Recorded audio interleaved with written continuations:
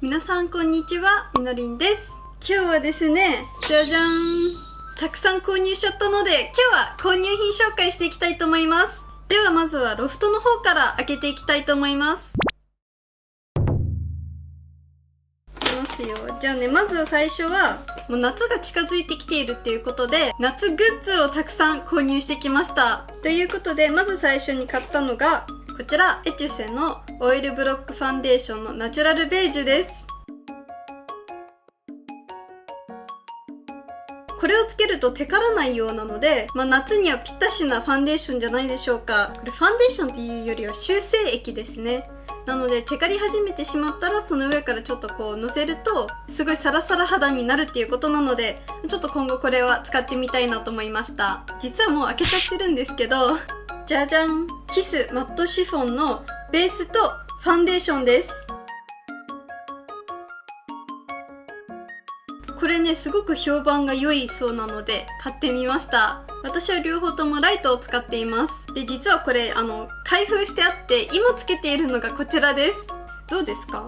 個人的には結構気に入っていて、1日昨日つけたんですけど、お化粧崩れしなかったし、プレスファンデーションなのでこうずっとサラサラしてるんですよね。これはね、ベースなので色は全然ないです。その上からこうやってポンポンってしてあげるとすごいマットになるのでおすすめです。プレスファンデーションの方がずっとサラサラしているので、夏には向いてるんじゃないかなと思います。夏はね、やっぱりテカっちゃったりするので。続きまして、こちらビューラーですね。前回のビューラーかなり長く使ってたので、そろそろ替え時だったので買いました。ビューラーは普通のビューラーですね。もう使いやすい使いやすい。あ、これ買いました。ドライシャンプーです。私は結構前からドライシャンプーの愛用派で、前の動画とかでもよく出してたんですけど、これとこれはドライシャンプーです。ドライシャンプーって日本に売ってなくって、いつもアメリカに帰る時にものすごくいっぱい買ってストックして持ってきてたんですよね。はい、こちら前回アメリカに帰った時に購入してきたドライシャンプーです。多分もっと他にもあるんですよね。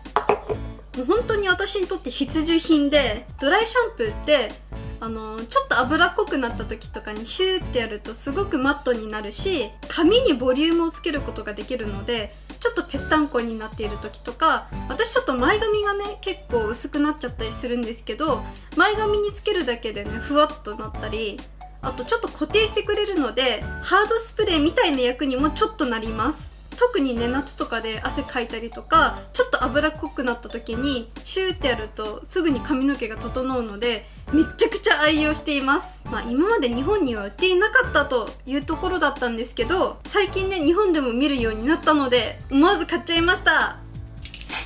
おお、すごい匂いが強い。あ、でもいい匂いいい匂い。次に購入したのがこちら、アメノチサラリヘアトリートメントジェル。すごいジェル状のトリートメントです。ヘアトリートメントなんですけど、私すごく髪の毛がうねるんですけども、それがすごく気になってて、でこれはうねりを抑える、ちょうどいいと思って買ってみました。といっても私まだ1日しか使ってないんですけど、なんかすでにちょっともううねってはきているので、まだって感じなんですけど、もうちょっと使ってみたいと思います。で、コスメ系やヘアトリートメント系は以上ですかね。ロフトで他にも購入したものがいくつかあって、まずは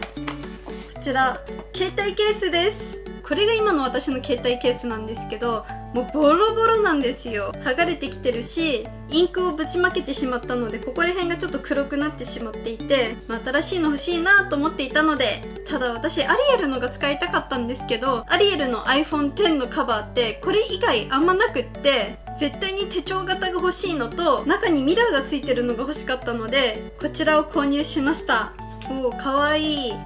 マグネットでちゃんとミラーもついていて、カード入れるところもあります。しかもこれをこうやって立てかけることもできるそうなので、いろいろな風に使えるかなと思います。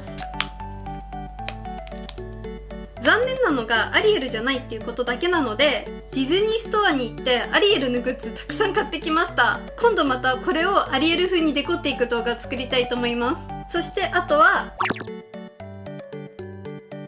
お絵かき用の文房具とか、デルガードのシャーペンに青色のシャーペンの芯です。青色のシャーペンの芯は 0.7 しかなかったので、0.7 のデルガードを使ってお絵かきしていきたいと思います。そして筆ペンを使ってベタ塗りとか髪の毛とかを塗っていくので、これも購入してみました。あとは普通にマッキーのペイントマーカーです。こういうのを使って目をキラキラーとさせることができるそうなので、というわけで文房具は以上です。それでは無地、これも開封していきます。ですね、これずっと欲しかったんです。こちらもうアクリルケースです。今100均の箱にコピックのマーカー全部ブワーっと入れてあるだけなので、それをまとめるためにこれを購入しました。2個購入しました。なんて言いますか、お安くはないんですけども、コピックを入れるのにはやっぱり色々と調べた結果、これが一番だなと感じたので、これに早速コピックを入れていきたいと思います。ソファーの後ろのここに置いておこうかなと思っていて、この中のコピックを全部こっちの方に色分けして入れていきたいと思います。やっぱ色分けした方が一瞬で何の色があるかとか分かるので、色分けしたかったんですよね、ずっと。こっちに明るい系、こっちに暗い系を入れていきたいと思います。じゃあまず肌色系を一番下の方に入れていきます。いいね。はい、でここが肌色系で、じゃあ黄色入れていきます。黄色、ピンク系に赤や紫色系です。黒や灰色系と色なしのやつをここ入るかな。全然余裕。なんで納豆のからしが入ってんの入れた覚えないんだけど。緑、青、オレンジと紫は紫ここで、オレンジはここ。いい感じに入りました。パッと見ね、こうすると茶色系が少ないなとも思いますし、